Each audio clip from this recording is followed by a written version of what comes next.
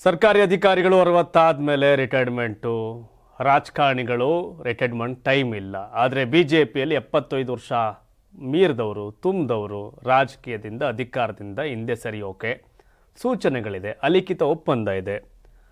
ನರೇಂದ್ರ ಮೋದಿಯವರೇ ಹಾಕಿದಂತಹ ಲಕ್ಷ್ಮಣ ರೇಖೆ ಅದು. ಈ ವರ್ಷದ ಸೆಪ್ಟೆಂಬರ್ 17ನೇ ತಾರೀಕು ನರೇಂದ್ರ ಮೋದಿಯವರು 75 ವಸಂತಗಳನ್ನ ಪೂರೈಸ್ತಾ ಇದ್ದಾರೆ. ಹಾಗಾಗಿ ತಾನೇ ಹಾಕಿದಂತಹ ಒಂದು ರೇಖೆ, ತಾನೇ ಕಟ್ಟಿಕೊಂಡಂತಹ ಒಂದು ಸಂಕಲ್ಪ ಎಲ್ರಿಗೂ ಅಪ್ಲೈ ಆಗುತ್ತೆ ಅಂದರೆ ನರೇಂದ್ರ ಮೋದಿಗೂ ಕೂಡ ಅಪ್ಲೈ ಆಗುತ್ತೆ ಅಂತ ಭಾಳ ಜನ ಭಾವಿಸಿದ್ದಾರೆ. ಅದು ಅಂದ್ಕೊಂಡಿದ್ದಾರೆ, ಆದರೆ ಚೇಂಜಸ್ ಆಗುತ್ತೆ ಅನ್ನೋ ಪ್ರಶ್ನೆ. ಆದರೆ ಇದೇ ಜುಲೈ ಮೊದಲ ವಾರದಲ್ಲಿ 4ನೇ ತಾರೀಕಿಂದ 6ನೇ ತಾರೀಕುವರೆಗೆ 3 ದಿನ RSS ಸಭೆ ಆಗ್ತಾ ಇದೆ.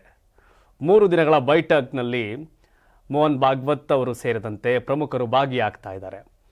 RSS ದೇಶ ಚಿಂತನೆಯ ಧರ್ಮ ಉಳಿವಿಗಾಗಿ ಒಂದಷ್ಟು ವಿಷಯಗಳನ್ನ ಇಟ್ಕೊಂಡು ಈ ಒಂದು ಬೈಠಕ್ನಲ್ಲಿ ಚರ್ಚೆ ಆಗತ್ತೆ ಅನ್ನೋದು ಒಂದಷ್ಟು ವಿಷಯಗಳಿದೆ.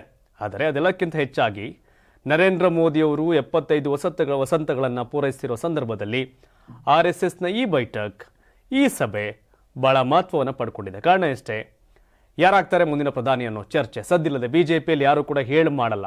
RSS ಬಿಜೆಪಿಯ ಸಕಲವೂ ಹೌದು. ಬಿಜೆಪಿ ದೇಹವಾದರೆ RSS ಅದರ ಆತ್ಮ, ಉಸಿರು, ಎಲ್ಲವೂ, ಲಿವರ್, ಕಿಡ್ನಿ, ಹಾರ್ಟ್ ಎಲ್ಲ.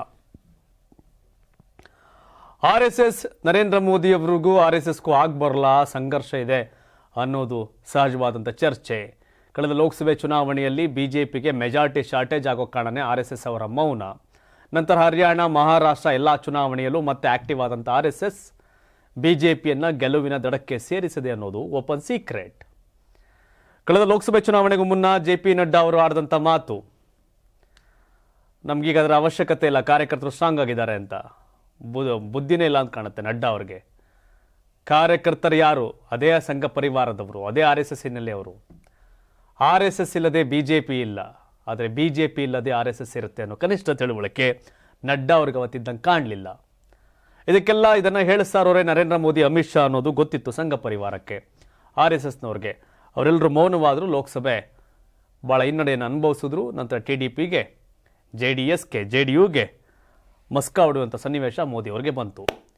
ಈಗ ನರೇಂದ್ರ ಮೋದಿಯವ್ರನ್ನ ಕಟ್ಟಿ ಹಾಕುವಂತಹ, ನರೇಂದ್ರ ಮೋದಿಯವ್ರನ್ನ ಅವರೇ ಆಗ್ತಂಥ ಬೇಲ್ ಏನಿದೆ, ಬೌಂಡ್ರಿ ಇದೆಯಲ್ಲ, ಎಸ್ ನಿಮ್ಮ ಟೈಮ್ ಮುಗಿತಾ ಬಂತು ಅನ್ನೋ ಸಂದೇಶವನ್ನು ರವಾನೆ ಮಾಡೋ ಲಕ್ಷಣ ಕಾಣ್ತಾ ಇದೆ.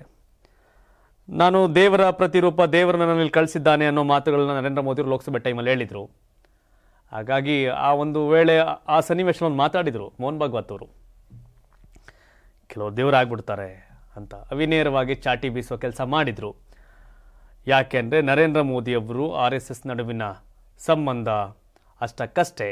ಹಾಗಾಗಿ ಆ 75 ವರ್ಷದ ಲೈನ್ ಏನಿದೆ ಅದನ್ನು ದಾಟೋ ಅಂತಕ್ಕೆ ಮೋದಿಯವರು ಬಂದಿದ್ದಾರೆ. ಈಗ ನರೇಂದ್ರ ಮೋದಿಯವ್ರ ಜಾಗಕ್ಕೆ ಯಾರು ಬರ್ತಾರೆ ಅನ್ನೋ ಪ್ರಶ್ನೆಗಳು ಕೂಡ ಹುಟ್ಕೊಂಡಿದೆ ಬಿಜೆಪಿಯ ಆಂತರಿಕ ವಲಯದಲ್ಲಿ. ಯೋಗಿ ಆದಿತ್ಯನಾಥ್, ವಿದೇಶಾಂಗ ಸಚಿವ ಜೈಶಂಕರ್, ಮಹಾರಾಷ್ಟ್ರ CM ಫಡ್ನವೀಸ್, ಕೇಂದ್ರ ಭೂ ಸಾರಿಗೆ ಸಚಿವ ನಿತಿನ್ ಗಡ್ಕರಿ, ಹೀಗೆ ಒಂದಷ್ಟು ಹೆಸರುಗಳು ಚಾಲ್ತಿಯಲ್ಲಿವೆ. RSSನ ಆಯ್ಕೆ ಯಾರಾಗ್ತಾರೆ ಅನ್ನೋದೇ ಒಂದಷ್ಟು ಪ್ರಶ್ನೆಗಳು. ರಾಷ್ಟ್ರೀಯ ಅಧ್ಯಕ್ಷರ ಆಯ್ಕೆ ಹೌದು, ಆ ಟೈಮ್ ಕೂಡ ಬಂದ್ಬಿಟ್ಟಿದೆ. ನರೇಂದ್ರ ಮೋದಿಯವರು 75 ವರ್ಷ ತುಂಬ ಮುನ್ನ ಈ ತಿಂಗಳಲ್ಲೇ ಬಿಜೆಪಿ ರಾಷ್ಟ್ರೀಯ ಅಧ್ಯಕ್ಷರ ಆಯ್ಕೆ ಮಾಡಬೇಕಾಗಿದೆ.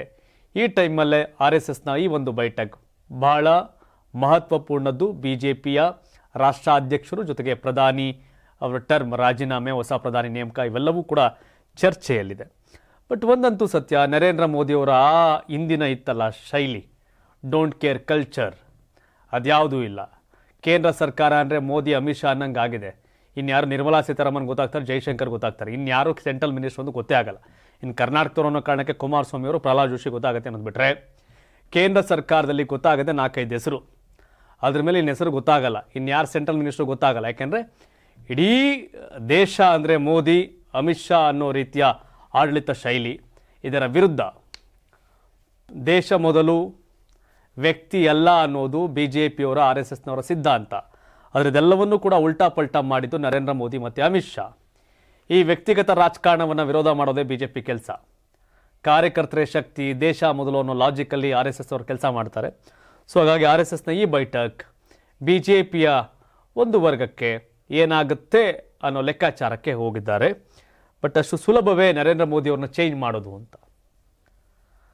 ಸಂಘ ಪರಿವಾರದ ಹಿನ್ನೆಲೆಯಿಂದ ಬಂದವರು, RSSನಿಂದ ಬಂದವರು ಆತ್ಮಸಾಕ್ಷಿಗೆ ಅನುಗುಣವಾಗಿ ನಡ್ಕೋತಾರೆ, ಯಾವುದೇ ವಿಷಯವನ್ನು ಮೀರಲ್ಲ ಅನ್ನೋದೆಲ್ಲ ಇದೆ. ಗೊತ್ತಿಲ್ಲ ಏನಾಗುತ್ತೆ ಅಂತ, ನರೇಂದ್ರ ಮೋದಿ ಏನು ಮಾಡ್ತಾರೆ ಅಂತ. ನಿಮ್ಮ ಪ್ರಕಾರ 75 ವರ್ಷ ಪೂರೈಸ್ತಿರ್ತಕ್ಕಂಥ ನರೇಂದ್ರ ಮೋದಿಯವರು ರಾಜೀನಾಮೆ ಕೊಟ್ಟು ಮತ್ತೊಬ್ಬರಿಗೆ ದೇಶವನ್ನು ನಡೆಸೋಕೆ ಅಂದರೆ ಪ್ರಧಾನಿ ಆಗಲಿಕ್ಕೆ ಅವಕಾಶ ಕೊಡಬೇಕಾ? ನರೇಂದ್ರ ಮೋದಿಯವರು ಕೆಳಗಿಳಿಯುವುದೇ ಆದರೆ ಯಾರಾಗಬೇಕು ಪ್ರಧಾನಿ?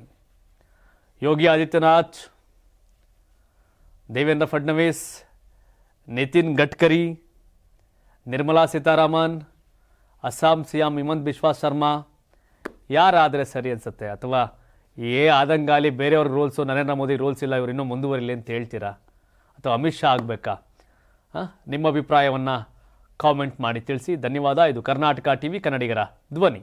ನಾನು 86 kg ಇದ್ದವಳು 71 kg ಬಂದಿದ್ದೀನಿ. ವಯಸ್ಸಾದ್ಮೇಲೆ ಎಷ್ಟು ಸ್ಮಾರ್ಟ್ ಆಗಿ ಕಾಣ್ತೀರಾ ಅಂದ್ರೆ ಜಿನ್ನಿ. 126 kg ವೇಟ್ ಇದ್ದು ನಾವು ಈಗ 114 kg ಲೆಕ್ಕ ಬಂದಿದ್ದೀವಿ. ಯಾವುದೇ ಸೈಡ್ ಎಫೆಕ್ಟ್ ಆಗಿಲ್ಲ. 84ರಿಂದ 50 kg ಬಂದೆ, ಆಮೇಲೆ ಸಣ್ಣಗೆ ಫಿಟ್ ಆಗಿದ್ದೀನಿ. ಅದಕ್ಕೆ ನಾನು ಯೂಸ್ ಮಾಡ್ತಾ ಇರೋದು ಜೀನಿ ಸ್ಲಿಮ್. 84ರಿಂದ 50 kg ಬಂದೆ, ಆಮೇಲೆ ಸಣ್ಣಗೆ ಫಿಟ್ ಆಗಿದ್ದೀನಿ. ಅದಕ್ಕೆ ನಾನು ಯೂಸ್ ಮಾಡ್ತಾ ಇರೋದು ಜೀನಿ ಸ್ಲಿಮ್. ಸಣ್ಣ ಆಗಕ್ಕೆ ಜೀನಿ ಸ್ಲಿಮ್ ಯೂಸ್ ಮಾಡದೆ ಹೆಲ್ದಿನೂ ಅದೇ. ನೀವು ಸಣ್ಣ ಆಗ್ಬೇಕಾ, ಹೆಲ್ದಿ ಆಗ್ಬೇಕಾ? ಹಾಗಿದ್ರೆ ಜೀನಿ ಸ್ಲಿಮ್ ಯೂಸ್ ಮಾಡಿ. ಸಣ್ಣ ಆಗೋದಕ್ಕೆ ಯಾವುದೋ ಪ್ರಾಡಕ್ಟ್ ಹೇಳ್ತಾ ಇದ್ದಾಳೆ, ಏನಾದರೂ ಸೈಡ್ ಎಫೆಕ್ಟ್ಸ್ ಇದೆ ಅಂತ ಯೋಚನೆ ಮಾಡ್ತಾ ಇದ್ದೀರಾ? ಖಂಡಿತ ಇಲ್ಲ, ಯಾಕಂದ್ರೆ ಇದು ಕೆಮಿಕಲ್ ಫ್ರೀ. ಸಣ್ಣ ಆಗಬೇಕು ಅಂದರೆ ಜೀನಿ ಸ್ಲಿಮ್ ಯೂಸ್ ಮಾಡಿ. ಹೆಚ್ಚಿನ ಮಾಹಿತಿಗೆ ಕೆಳಗೆ ಡಿಸ್ಪ್ಲೇ ಆಗ್ತಿರೋ ನಂಬರ್ಗೆ ಕಾಲ್ ಮಾಡಿ.